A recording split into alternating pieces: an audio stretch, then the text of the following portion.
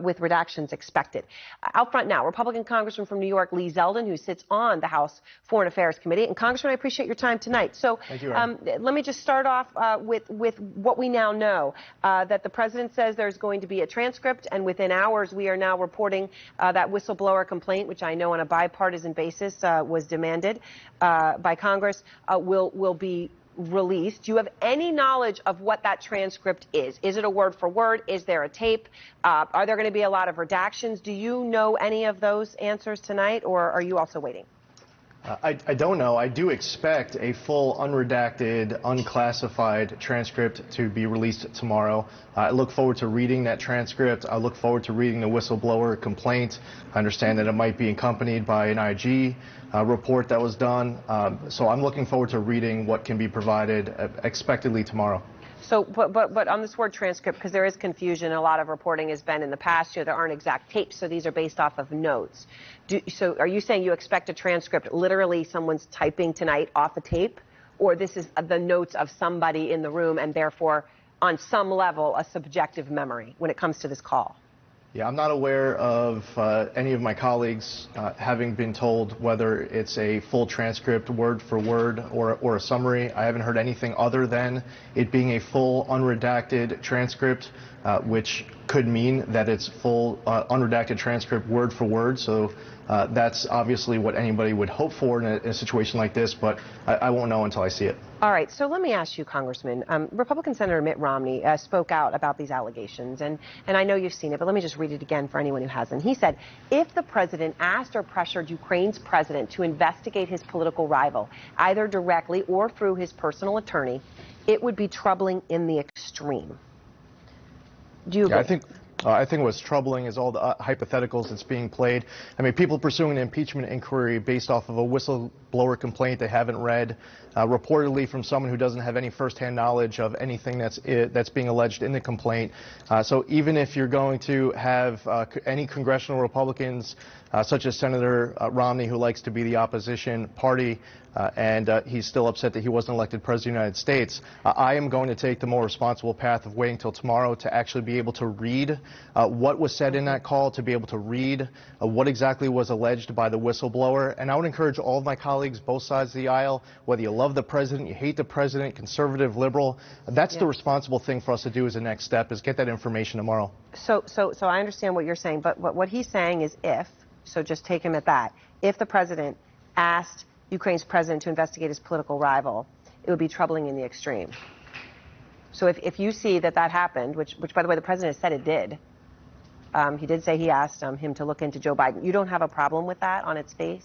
I just don't want to start getting into the hypotheticals, because quite honestly, you can ask me 100 different versions and no one actually knows what is being alleged. I've heard a lot of different people having theories over what was said, and I have an opportunity as a member of Congress to reserve my judgment on what exactly happened until tomorrow. I mean, it's not even like I'm talking about waiting a month or waiting a year. I get to read tomorrow exactly what was said in the call. For example, we were able to see a video of Vice President Biden, who is specifically stating that he threatened, with his own words, threatened the Ukrainian leadership of taking away $1 billion from the Ukraine if they don't fire their state prosecutor, and to be clear, who yes, is he did investigating that. Biden's He son's was company. proud to do it, and he was in line with every Western country in doing so. So in that he was consistent. Certainly, one would think if he was trying to cover it up, he wouldn't have bragged about it. That prosecutor was investigating his son's company, who was paying him $50,000 a month. That prosecutor was not investigating corruption in Ukraine, which is why everybody wanted him out. I mean, look, let's just be clear. There is no evidence of Joe Biden doing anything wrong. This is something that has been looked into, and I think I want to make a point here. I think what we need to talk about right now is, what did the President of the United States right now do or not do? And one thing we know he did, Congressman, this is a Washington Post report, the President did hold up aid to Ukraine a week before the call. Okay, so we know that. A week before the call, he directed Mick Mulvaney, his chief of staff, to hold up that aid. And you in Congress, and I want to give you a chance to respond to this, you were told that the delays, you're on the Foreign Affairs Committee, you were told that the delays in this aid were part of an interagency process. That's what you all were told. From what the President has said in the past 2 days, that is false. That is not the reason. How do you feel about that? That they told you interagency process and you were lied to? Well, first off, with regards to providing aid to other countries, it's important to note that at the same exact time, the president was looking to cut aid at many different countries. This was an issue that's been going on over the course of the last few weeks, months, and quite honestly, since the President of the United States came into office, this has been an issue where at times he's looked to leverage the amount of money that we're providing, whether it's to different alliances, to different countries, to UNRWA. But the recent block of funding wasn't just specifically to Ukraine. And you know, one last point about the Ukraine prosecutor that was just left out is it's important to note that that person who is being criticized for being soft on crime was a prosecutor who was prosecuting Biden's son's company, who was paying him $50,000 a month, and was replaced by another prosecutor soft on crime who wouldn't look into the company that was investigating the vice president's son's company. So I want to be clear, from our understanding in the Bloomberg reporting, that investigation was dormant. It was already dormant when any of this even happened, so it was not under investigation at that time. Why do we care less? I mean, why do we not care? But I'm making a point to you by that is there's been a lot of reporting on this, okay? So I haven't seen a lot of reporting on this. Well, you could have read the New York Times in the spring. You could have read it when they went into it extensively. You could, I mean, this is not new information. As you point out, the tape of Joe Biden saying it is hardly breaking news. This was January of 2018, but you know, this is not something that. Here's the thing: if you don't have any problem whatsoever with the vice president under the direction of, he said, the president of the United States, threatening to withhold $1 billion if they don't stop prosecuting his son's company. No, that was not why he did it. You're making that part up, Congressman. No, I'm not. He did it because no. You are no. I'm saying that was never said. That is not true. No, I'm not. You are saying that that's why he did it, and that is false. There's no evidence that indicates that in any way.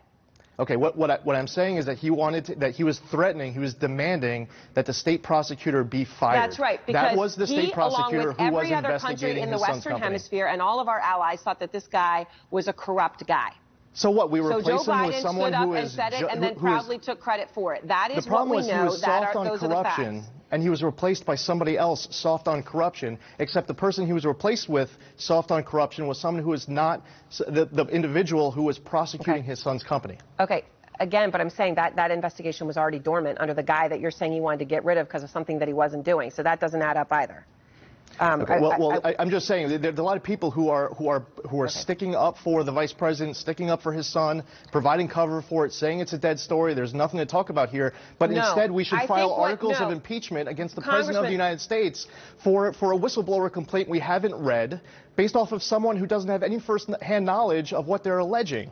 And I want to wait until tomorrow, for example, and many of my colleagues do as well, to be able to read the transcript of what was said on the call, but we can't even wait till tomorrow. We're getting way ahead of our skis here in the House, and instead of us talking about how do we work together on our economy, tackling MS-13, the heroin opioid abuse epidemic, immigration, national security, our military, our veterans, instead we're going to hold everything hijacked. You raise very fair points about important things out there, but I come back to what Mitt Romney said. If the President of the United States pressured Ukraine's president to investigate a guy who he thinks could be his rival for the White House, are you okay with that?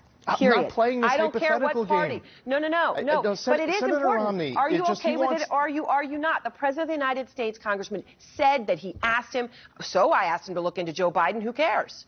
Are you okay with that? Again, I'm not playing these hypothetical games. You can ask me all these different questions. The fact is, Congress authorized money to provide to Ukraine because we are concerned about Russian aggression. I have a problem with Vladimir Putin. The guy thinks he's 7 feet tall. He wants to put the USSR back together again. His offensive move towards Ukraine is one that needs to be stopped because if it's not stopped, Vladimir Putin will continue with aggression against other countries. Russia is a bad guy. Russia and Vladimir Putin, whether it's cybersecurity, whether it's meddling in elections, that list goes on. That's why Congress provided that funding to the Ukrainians. So are you upset that you were lied to? You have a reason why you did it. They told you it was held up for an interagency process. The president has admitted in the past 2 days that's not true. Do you have a problem with that? Well, listen, I don't have the answer as to exactly why the money was held up. It's not just Ukraine, it's other countries as well. I do know that philosophically the president, over the course of his first 2.5 years, has held up money to alliances, to states, and to other organizations in order to better leverage that aid. But until I get an answer, it's hard for me to deal with a hypothetical with regards to that part because I don't know the reason yet why the aid to multiple countries were held